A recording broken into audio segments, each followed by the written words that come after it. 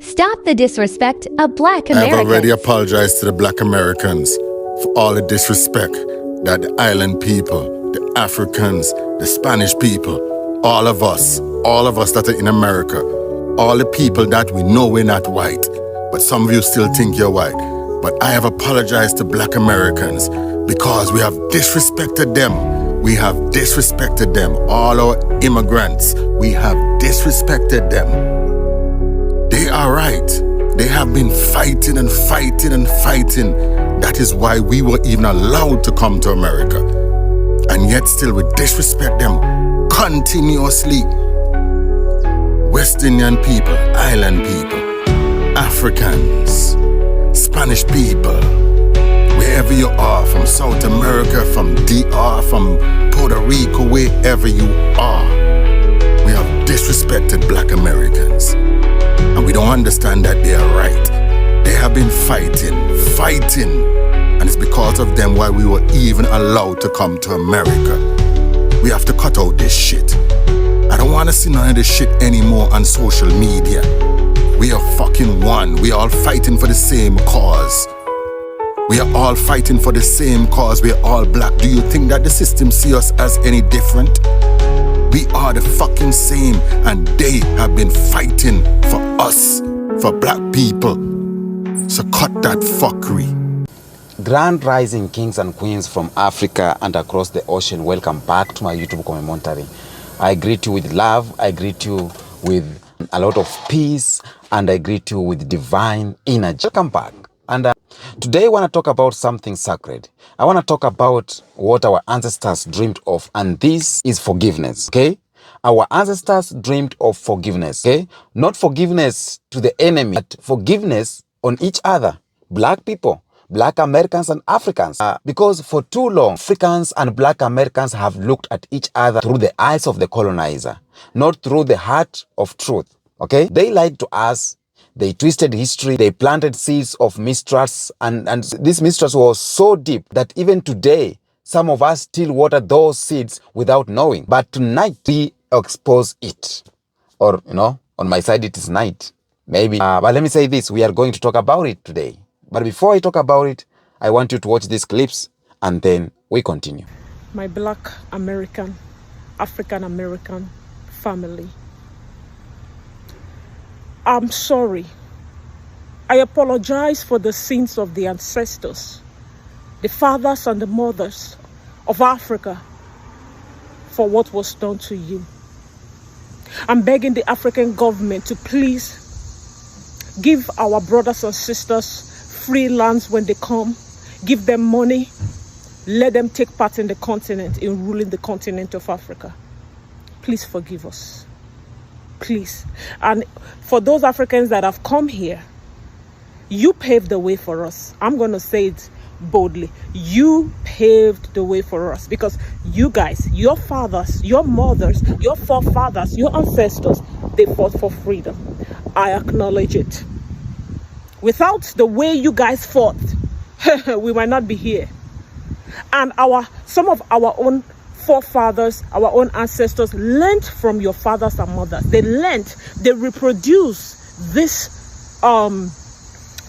movement in Africa to be able to free us.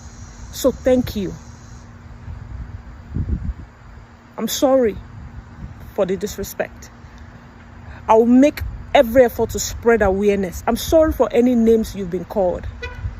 Thank you. Thank you. Thank you so much. Since I don't know the ancestors, I can talk to the children. You are the children of your ancestors. Thank you so much. Please, let's forgive each other and work together. God bless you. From my heart to your heart. I don't want to cry. Oh God. I'm sorry. You guys have put up with a lot. I'm sorry. I'm sorry. Okay, I'm going to tell you guys about what Africans actually think about Americans.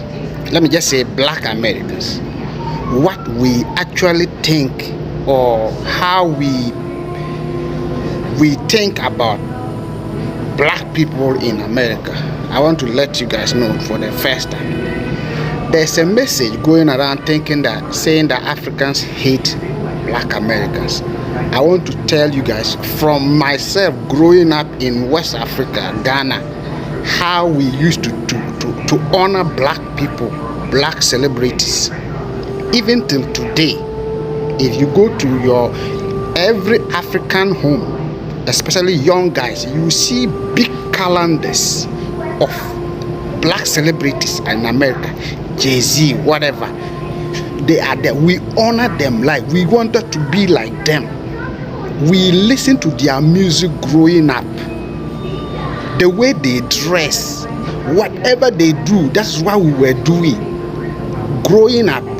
So when I came to America and I'm here, African, so I like America. Maybe Africans in America don't like when we come here. Maybe something changed. But the truth about how we see blacks in America from an African standpoint, let me say West Africa, because if you want blacks, yeah, mostly in West Africa, how we honor them. I don't even think the real black Americans honor their celebrities like we do in Africa. The way they dress. I remember growing up, 50 Cent, when 50 Cent came, the actual picture on his album, the back cover of his album, that the one he removed his shirt and they draw whatever. You go to a young guy's room, almost every young guy, you go to his room, you see a very giant picture of that particular calendar, as big as a door, hanging out in his room. When you enter, that's what you're going to see first.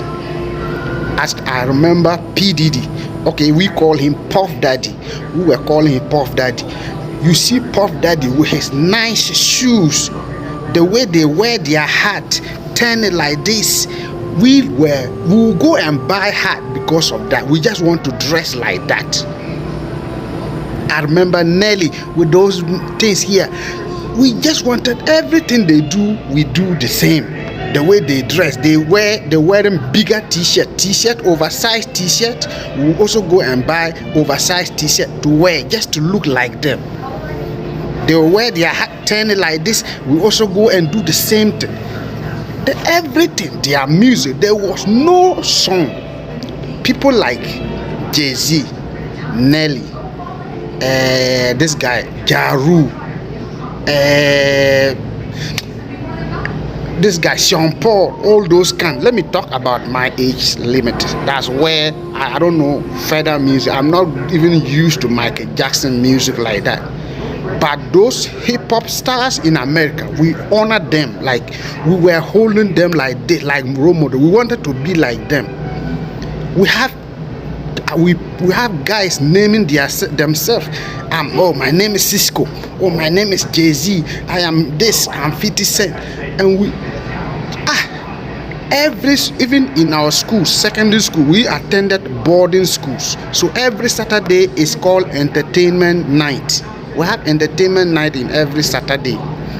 Every Saturday, if they are playing 100 songs, 80 something are going to be American hip-hop music. So we knew them word to word. So when you come to America and they say Africans don't like America, I used to like a black American. I'm like, at first it got me, I was so weird. It was so weird to even think about it. I'm like, where are they getting this from? And sometimes we just cannot talk. We cannot generalize the whole Africa, because every part of Africa has different mentality. The way East Africans think is not the same West African things or South African things or North African things. So maybe, but Africa is Africa. So you can, but West Africa, we don't play with our black Americans. And anytime one of them visit Ghana, Nigeria, Ivory Coast, Togo, Burkina Faso, whatever, Liberia, you will see the crowd. If they are going to the stadium will be sold out. 80,000 capacity stadium will be sold out. I remember when Chris Brown came to Ghana. I remember this guy Shaggy came to Ghana. Immediately they just he is coming, people will drive 10 hours to come to that event because their hero is coming. We honor them, and when they are coming for just a visit, not even a show, a visit, anytime we just notice that this guy is an American. We want you to see things, even places that you have to go and pay money to see, like to visit.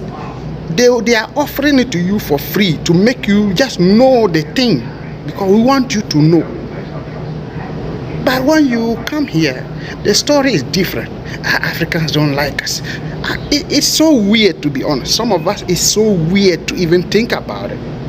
We love our black Americans, those that we know. If you go to Africa and see, we'll print t-shirts with Puff Daddy t-shirt like that, with his picture, big picture in front of our shirts, and that's what we wear. There was a time I remember they came out with, one of them came out with an oversized shoes. They are wearing oversized shoes, and we also start wearing them. I was in high school. You just go and buy shoe oversized, and we'll put something to push the so that it will not fall. And you wear the oversized shoe and just be walking on campus. And that was life, because that was what we see the American guys doing, and we wanted to be like them. I remember Cisco. When Cisco blew his hair, everybody started trying to do their hair like that. And any guy we see, even when we are playing soccer, you see guys blow their hair just to look like that. And we know their music from word to word. When there's a funeral, there's a wedding, there's every program in the club, we play their music. So I don't want to give that story of Africans don't like. Maybe they are just meeting wrong people, and we cannot generalize people. You cannot think for everybody. But that story is always weird. Like anytime I hear that Africans, they don't like us, I ask, like, do you guys really know how we love you? It's not even like, it's love. I mean love. We will buy every album that comes out. We will buy it. We will go and pay money and buy it. When there's a brand that has an African American in it, we will buy it. We'll spend our last money to buy it. Everybody want to be like Jay-Z. The girls, oh, I'm Beyonce, I am this. And the way they walk, the way the Beyonce walk, the way Beyonce dance, they want to be like the ladies. Now you come here and they're saying a different story. We don't hate. If you guys know how we treat you guys, you wouldn't even talk. Immediately we just recognize that this black guy is coming from America. Even if you are, even based on your own perceptions, but you can even get free accommodation. Like we can give you our room to stay until you are going back for free. Yes, we can just give you a room. Like in my house, I can give you one room. Stay here. Anywhere you want to go, I will drive you to the place, come back until you are going back to America. We just have that kind of generosity. We have that love for our black people in America. I don't know who spoiled the story, but you can speak for everybody. Yes, you guys don't like black Americans at all. You guys just say bad things about them. They're criminals. They're from slavery. They are not from Africa. They don't know their home. Oh, you know, it's so sad. All the time, you look at a black man and you tell them that, oh, you are from America. You are not African. You are not from Africa. You are lost. You are from slavery. I'm not a slave. You are a slave. Shame on you. Shame on you to even open your mouth. Do you know how painful that is? Whether they look like you or they don't look like you, they are your people. and you say to their face that you are not one of me. You are a slave. Wow. Do you know the pain that our ancestors went through? Just because you were not colonized does not mean you should open your mouth to call somebody a slave. You know, when I came to America newly, I used to think African Americans are lazy.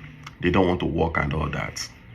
You will never understand the struggle of African Americans until you live in the system for 5 years. Then you understand that being black in the system is already playing you 10-0. Like you are 10 steps behind. The schools in black neighborhoods, they are all underfunded. The only thing you can find anywhere, everywhere in black neighborhood is liquor store. Keep drinking and keep yourselves busy. Now I understand why everybody is fighting so much to live in white neighborhood. Before I used to say they are not proud of their skin color. They don't love who they are. But they're actually fighting for their children's future. Because being black in the system is already playing you 10-0. You are 10 steps behind. Is it you that is coming with underfunded certificates that want to be competing with somebody that is 10 steps ahead of you? Being black in the system is tough. You see, African Americans and Africans, we are all the same. Let us not be distracted. We are all the same. The only difference is that one is living in America, the other one is coming from Africa. Let's support each other's business. If you see your brother trying to make ends meet, support his business. You get to the point now. Peace and love. Understanding that black people from the Caribbean are Caribbean, but not understanding that black Americans are simply just American has to be top 5 most embarrassing things I see black Africans, black people from the UK, and sometimes black Caribbean people do here on the internet. I don't understand the lack of getting it in your head, especially for black Caribbeans, because you understand your history. Why doesn't the same history apply for black Americans, right? And I've seen the argument where they will say, oh, well, but black Caribbeans have culture. What do you think Americans have? Americans have created languages, because the slang and the dialects of a black person in New York is not the same dialect that's being used in California or in New Orleans or in Georgia or in Philly or Baltimore. There can be similarities, but there's distinctive differences. If you look at it similar to tribalism in Africa, where there is influence from a baseline of being one people, of being nomadic, right, and sharing things, black Americans have done the same thing for themselves here, right? And I think when we are so ingrained of thinking, oh, well, America is this melting pot, so there is no America, like there's no, like everyone has to be from somewhere, especially when we do it to our brothers and sisters who have been here for generations and generations by a source that was very corrupt and very evil as slavery. When you take away that identity and try to invoke where are you really from, it's so disrespectful, and it is a tool of white supremacy. But a lot of you are not smart enough to see that, because then you go viral or you create enemies for yourself because you're so focused on this one thought of what culture is supposed to look like. Black Americans are Americans. It's just that simple. They've created culture, language, food, tradition, music that have influenced the whole entire world. 90% of what is culturally impactful comes from black people in America. And as much as you may not like it, it is a fact. Yes, there is different influences from the things that they brought with them from Africa, but the baseline is that there was separation of people through Great Migration, through history and culture, what enslavers even allowed, or the things that they did to preserve their history. Let's turn our brains on and stop acting like we're smarter than we really are. It's actually embarrassing. When I grew up in Africa, they used to tell us that, the Americans were the evolved Africans because they were evolved and we were the savage ones. They were evolved because they were more like westernized than we were. And they didn't like us and we were savage to them, and they would look down upon us. And also the image that we saw on TV was very negative. Most African American that we saw They were, criminals and drug dealers and gangsters or prostitutes when it came for women image, or you had to be really a high level athlete or high level entertainer, and then you were okay. But the great majority of the Africans here were not doing well. So they were teaching us not to try to identify with them. So they made it seem to us like it was very dangerous for us to come here, and we will never be loved, nor will be welcome by our brothers here. So I want to really address this as an African, because I see that there've been a lot of communication and communication barrier, because some of you Africans actually say, oh yeah, this is what they showed us in Africa, or this is what they told us about Black Americans. Like, I really try to understand, because me as a Ghanaian growing up in Ghana, nobody showed us anything about African Americans or Black Americans. Nobody told us anything about African or Black Americans. What we learned in school was about the heroes, the Malcolm X, the Martin Luther King, and all these heroes of everywhere. That is what we learned. So when you Africans go on the screen and say, just as they showed us, some of you are getting crazy, because they didn't show us anything. Because when you speak like that, the Black American be like, oh, okay, so they indoctrinated you two about us. Some of these talking points really have to change. And then I ask, if you said they showed us, who showed us? No, nobody showed us anything, even about the movies and all that. We looked for it. During those days, we have something called cassettes. We go and rent it, and then it came to CD. We go and rent it at the movie house to watch it. So when you are saying that they showed us, people think that, oh, okay, so the school actually showed you, so it is similar to what they did to us. No, like them, they really showed them. Like they say, children with flies over their face and their bellies and saying Africa is poor. That is what they did. It doesn't equate when you say they showed us, because nobody showed us anything. And I think this is actually fueling the diaspora wars. Nobody showed us anything. If you say they showed us in Africa, then I will ask you, how did they show us? You mean in school? You mean a national television? No, we looked for it. So I think we should change this narrative of saying that, okay, they showed us too, because I hear the talking point of Black Americans saying that just as they did this and they did this to you guys also, because I have some African friends who told me that they showed us this about you guys. Nobody showed us anything. It's rather unfortunate that some Africans are speaking like you guys, and then you try to, you don't understand it in that way, but I just broke it down to you. They never showed us anything about Black Americans. They never showed us anything. We looked for it because we liked it. End of discussion. Now, welcome back. You have had the videos, and I'm so happy, for these videos, because it is high time. Black Americans are talking positive about Africans. Africans are talking positive about Black Americans. And it's something divine. It is something that even the colonizer doesn't want it to be. It is something that white people do not want to see it. Not white people, but the white system. Okay? You see, divide and conquer was the rule. Divide and conquer wasn't just a strategy. It was a spiritual weapon. When European powers came for Africa, they didn't just come for the gold and or bodies. Okay? They came for the mind. Okay? When the European powers came to Africa, they came for the mind. And they knew that as long as Africans, both on the continent and across the ocean, never connect, their empire could never, or their empire will survive. And if we connect, their empire cannot survive. Okay? So they created lies. Lies that separated brothers from brothers. Lies that separated me from my brother in Chicago. Lies that separated sisters from sisters, families from memory. Now, in 1884, at the Berlin Conference, European powers sat around the table, and they decided what? They decided that they want to divide Africa. And they divided Africa on a piece of paper with just a pen, an ink of a pen. Not a single Africa voice was present. No one was there to represent Africa, to say like, you know what, I want this and this. No.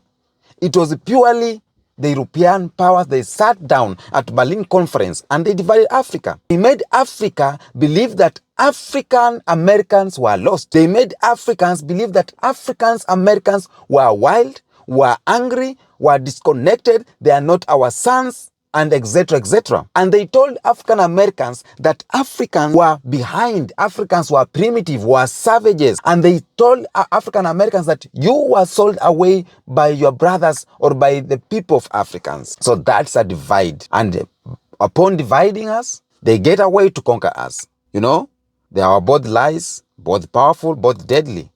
You know, so when you shame a people, for example, when you shame a people, you control them. You know, when you shame a people, you control them. When you erase their pride, you erase their power. Okay, they built Hollywood images of Africa as a jungle full of poverty, full of sickness and despair. They made Africans an insult, okay? And at the same time, they portrayed Black American as violent, lazy, and ungrateful. They feed white America illusion of superiority. And this thing is affecting even Black Americans too. It's not affecting Black people only. Because when you grow up knowing that you are superior, and then one day you realize you were never superior, it is psychological erosion. And you are deciding, you are starting to erode yourself. You are starting to know, then, if I'm not that superior, who am I? You don't know your identity. You don't know where you come from because you were told lies. You were told lies from the start. So it's not affecting Black people only. It's too affecting poor white people, white class, middle class or working class white people. All of the people who are told or who their identity was built on illusion, it is affecting them. Okay? Now, this dual propaganda between Black Americans and Africans, it made both sides ashamed of each other and neither side saw that the same hand was pulling the strings, okay? Franz Fanon once said this: the oppressed will always believe the worst about themselves. And that's what they wanted, okay? For Africans and Black Americans to see mirrors of pain instead of reflection of royalty is what they wanted. Now, even God was used against us. Okay? The missionaries told Africans that their ancestral spiritual was evil, that the drum, the dance, and the ancestors were demonic. But meanwhile, enslaved Africans in America were given a version of Christianity designed to make them submit. A gospel that said, wait for heaven. Even my producer is always waiting for heaven. Okay? Instead of building heaven, he is waiting for heaven. Now, that is not what I mean. I'm sorry for that. That's not what I mean. Or that's not the message of the Most High. The message of the Most High was totally different from what they are giving us. What they are giving us, it is manipulation. And Marcus Garvey said, if you have no confidence in yourself, you are twice defeated in the race of life. You heard me? Okay?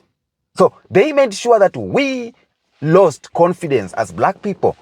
They made sure that we have lost our confidence in who we are because a confident African is unstoppable. And again, it was a psychological warfare, okay? Colonial education did something dangerous. It made Africans chase the accent of the colonizer or the accent of the colonizer. So when I speak like, how are you doing? You're doing good and fresh. Please subscribe to my YouTube channel. I wanna talk like them, okay? I want to talk like the colonizer. That's what they made us. It made Africans believe that if you talk the colonizer's language, then you are great. In America, the school system did the same, okay? They taught Black children that everything about Europe and nothing about Africa. They taught us about, or they taught Black Americans, for example, about the founding fathers, but not about Timbuktu. They taught them about freedom. They didn't taught them about Nubia, Mali, and about Great Zimbabwe. They told us to look to the same people who destroyed us. They told African Americans to look at the same white Americans who destroyed them. An African icon, Kwame Nkrumah, said that the independence of Ghana is meaningless unless it is linked up with the total liberation of Africa. And that liberation includes mental freedom from Harlem to Nairobi, from Lagos all the way to Atlanta. Because if the mind is still colonized, then the body will follow. Now, let me say this.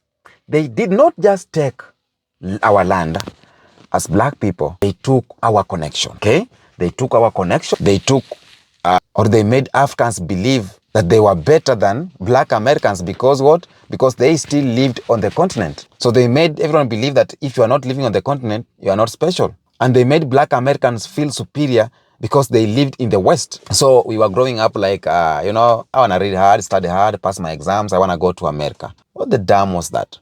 But both of us were trapped in one thing, illusion, okay?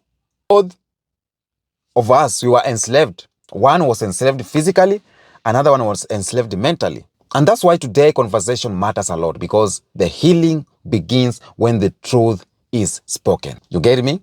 They feared a world where Black Americans, the most creative and the most influential people on the planet, connect with Africans, and Africans are the most resources rich people on the planet, okay? And that combination is unstoppable. That combination breaks every system built on exploitation. They lied to protect their profit. They did not lie to protect something else. It was their profit, their profit were protecting. Europe and America wealth didn't fall from the sky. It was extracted from Africa and African labor.